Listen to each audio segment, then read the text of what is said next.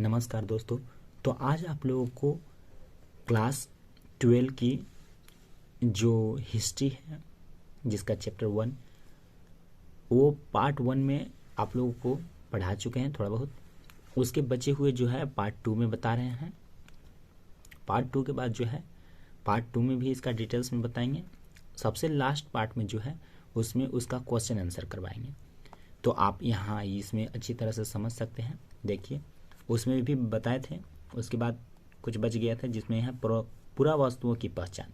तो देखिए आजकल की वस्तुओं की तुलना करके जो है हम लोग पूरा वस्तुओं की जो है पुरातत्वविद जो है पहचान करते थे पाए गए स्थान के आधार पर। देखिए पूरा वस्तुओं की पहचान कैसे करते थे, आजकल की वस्तुओं की तुलना करके करते थे या पाए गए स्थान के आधार पर जो है उसके या आकृति व बनावट के आधार पर। आकृति व बनावट के आधार पर यानी कि मान लीजिए कि इस तरह के है लंबा और इस तरह का जो है ठोस पदार्थ है और पका हुआ है, तो समझ जाइए कि ईंट था। इस आकार से जो है आप पता करते थे लोग। तो इस तरह से जो है पूरा वस्तुओं की पहचान की जाती थी। अगला है मोहनजोदड़ो। हड़प्पा सभ्यता की जो है मोहनजोदड़ो काफी बड़ा और विकसित शहर था। तो यहाँ पर जो है एक दुर्ग और एक निचला शहर था। तो चलिए इसके बारे में डिटेल्स में बताते हैं। ये जो है नियोजित शहर था। नियोजित शहर एक दुर्ग और दूसरा निचला शहर था। तो दुर्ग में जो है छोटी बस्तियां हुआ करती थी और ये बस्तियां जो है ऊंचाई पर होती थी। यहाँ पर है शासक वर्ग लोग रहते थे और यहाँ कच्ची ईंटों पर जो है निर्मित मकान थे। यहाँ जो है यहाँ की विशेष बात यह है कि यहाँ किला बंद करके लोग रहते थे। किला बंद का मतलब होता है कि जो है मान लीजिए कि ये घर है रहने का, तो इसके चारों तरफ जो बाउंड्री होता है जो दीवार से घेरा हुआ होता है, तो इसी को किला बंद कहते हैं। तो ये लोग जहाँ रहते थे उसकी बस्तियों के चारों तरफ से जो है किला बंद दीवारें उठाई हुई रहती थी। ये लोग अपनी सेफ्टी के लिए ऐसा करते थे। तो अभी हम लोग कैसे जानेंगे कि वहां पर शासक वर्ग रहते थे, ये कैसे पता चलेगा? तो ये जो है पता इस तरह से लगाया जाता था कि यहाँ पर जो लोग मरते थे और जो दफनाए जाते थे, मतलब कि मरने के बाद जो दफनाए जाते हैं उन लोगों के बारे में बोल रहे हैं। तो जो दफनाए जाते थे उन लोगों के पास काफ़ी कीमती कीमती गहने आभूषण मिलते थे। तो इससे पता चलता है कि वहाँ पर जो है कुलीन वर्ग लोग रहते थे। कुलीन वर्ग का मतलब होता है सिर्फ शासक वर्ग नहीं, मतलब राजा ही नहीं, और काफ़ी अमीर लोग भी जो कि उस समय वहाँ जो है दुर्ग में रहा करते थे। क्योंकि वहाँ पर जो दुर्ग में जो है वहाँ पर खुदाई में जो है समाधान जहाँ मिले थे, वहाँ पर जो है जहाँ पर सब लोग को गाड़ा जाता था वहाँ पर उनके पास कीमती आभूषण और ऐसे कई वस्तु कीमती कीमती जो है वहाँ पर मिले थे। इससे अनुमान लगाया जाता है कि वहाँ पर जो है कुलीन वर्ग के लोग रहते थे, यानी कि काफ़ी धनी मनी लोग जो है रहते थे। अगला निचला शहर, यहाँ पर जो है बड़ी बस्तियाँ हुआ करती थी। ये जो शहर थे नीचाई पर थे, यानी नीचे पर। जैसे अभी हम लोग देखते होंगे आसपास के घरों के पास कि जो घर है कुछ ऊंचे स्थानों पर बनाते हैं, यानी कि पिलर पर खड़ा करके रोड से थोड़ा ऊंचा करके। कुछ को देखे होंगे कि रोड से भी नीचा रहता है और कुछ रोड के मेल में रहता है। तो उसी तरह से जो है निचला शहर भी होती है। वहाँ की बड़ी बस्तियाँ थी, वहाँ पर जो है नीचाई पर लोग घर बनाते थे। वहाँ पर जो है शासक वर्ग नहीं, वहाँ पर जनसाधारण लोग रहते थे। कुछ घर जो है चबूतरे पर थे, कुछ ही घर दीवार बंद थे। दीवार बंद मतलब कि पूरी तरह से जो है उन लोगों का जो है इस तरह से किला बंद नहीं था। कुछ दीवारें उठी हुई थी, कुछ दीवार थे जो लेकिन पूरी तरह से घेराबंदी नहीं की गई थी। तो मान लीजिए कि ये क्वेश्चन भी आ सकता है कि दुर्ग और निचला शहर में जो है अंतर बताए, तो ये पूरा का पूरा छाप दीजिए, तो आपको इससे भी जो है नंबर मिल जाएगा। तो इस तरह से आप लिख सकते हैं। और थे यहाँ के कुछ पॉइंट्स हैं। बहुत बड़े पैमाने पर श्रमिकों से जो है काम लेते थे। कैसे? पहले चबूतरे तथा भवन, मतलब है कि पहले जो है वहाँ पर घर निर्माण के लिए पहले चबूतरे बनाए जाते थे, फिर उन चबूतरों पर जो है भवनों का निर्माण होता था।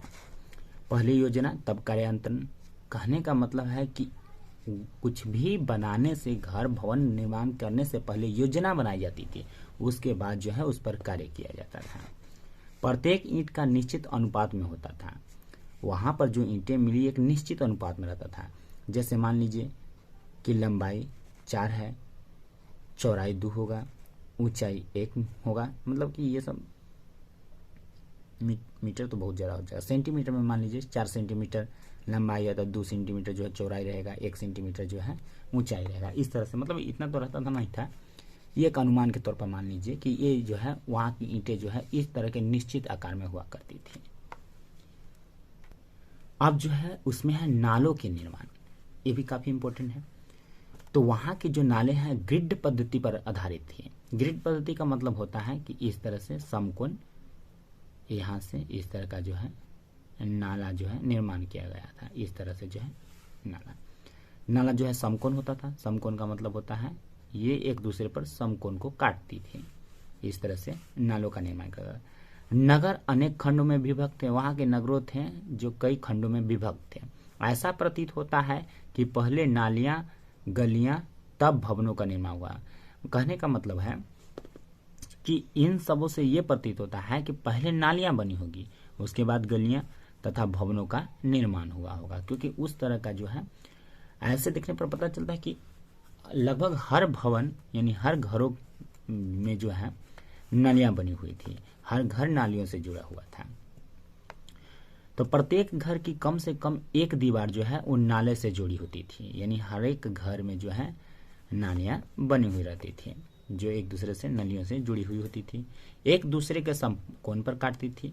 नलियां जो है एक दूसरे के जो है समकोण पर काटती थी। समकोण का मतलब होता है एकदम सीधा, तो समकोण पर जो है नलियां एक दूसरे को काटती थी। यह नलियां बाहर जाके बड़े नालों से जुड़ जाती थी। ये जो नलियां हैं छोटी छोटी घरों की नलियां, वो बाहर जाकर जो है एक बड़े नालों से जाकर जुड़ जाती थी और पानी जो है सब वहीं पर जाता था। नालियों को ढक कर रखा जाता था। उसकी मोहनजोदड़ो की एक और विशेषता थी कि यहाँ जो नालियां थी वो ढक कर रखा जाता था। अब ढक कर कैसे? तो पत्थरों से ढक कर रखा जाता था। तो अब पत्थरों से ढक कर रखा जाता था तो इसकी सफाई कैसे होती थी? तो पत्थरों को जो है इसको उठाकर सफाई किया जाता था। अब इतना तो हो गया मोहनजोदड़ो के नालियों के बारे में तो हम लोग पढ़ लिए। अब जो है दुर्ग के बारे में भी थोड़ा बहुत समझ लेते हैं। तो यहाँ जो है दुर्ग, ये जो है सार्वजनिक परियोजनाओं के लिए थी। मतलब दुर्ग में जो है माल गोदाम और स्नानागार भी मिले थे। माल गोदाम जो कि 45.71 मीटर लंबा था और 15.23 मीटर जो है चौड़ा था। अब लंबाई चौड़ाई तो बता दिए, ऊंचाई तो इतना साल बाद तो काफ़ी नष्ट हो चुका था, तो ये कितना ऊंचा था ये तो पता नहीं लगाया जा सकता है क्योंकि सब तो नष्ट हो गया था। हाँ, लंबाई और चौड़ाई का पता लगाया जा सकता है लेकिन ऊंचाई कहाँ से, वो तो सब नष्ट हो चुका था इतना दिन। तो इसलिए लंबाई और चौड़ाई का पता चल पाया है कि माल गोदाम का लंबाई और चौड़ाई कितना था। इसका निचला हिस्सा जो था वो ईंटों का बना हुआ था। नीचे का जो हिस्सा, गोदाम के नीचे का जो हिस्सा था वो ईंटों का बना हुआ था। अब इस तरफ आइए स्नानागार। तो सबसे महत्वपूर्ण सार्वजनिक स्थल जो है स्नानागार का आंगन में बना आयताकार, जो कि चारों तरफ से एक गलियारे से घिरा हुआ था। मान लीजिए कि ये आंगन है तो इसके चारों तरफ जो है गलियारा से घिरा हुआ आयताकार रहता था। जलाशय के तल तक जाने के लिए 2 सीढ़ियां बनी थी। आंगन में जो है जलाशय बनाए हुआ रहता था, कुआं, वहां पर जाने के लिए 2 सीढ़ियां बनी हुई रहती थी जो कि स्नानागार में है। तो दुर्ग में जो है ये 2 इंपॉर्टेंट है, माल गोदाम और स्नानागार, तो इसको पढ़ना जरूरी है। अब बाकी का जो है वो वीडियो के अगले पार्ट में बताएंगे क्योंकि ये जो वीडियो है काफ़ी लंबा हो जाएगा अगर इसी में सब बताएंगे तो। हाँ, अगर आप लोग पार्ट 1 नहीं देखे हैं तो इसके डिस्क्रिप्शन में जो है लिंक डाल देंगे तो आप लोग जो है देख सकते हैं। उसके बाद फिर अगले पार्ट 3 लाएंगे, फिर उसमें क्वेश्चन आंसर करवाएंगे। तो आज के लिए इतना ही छोड़ देते हैं।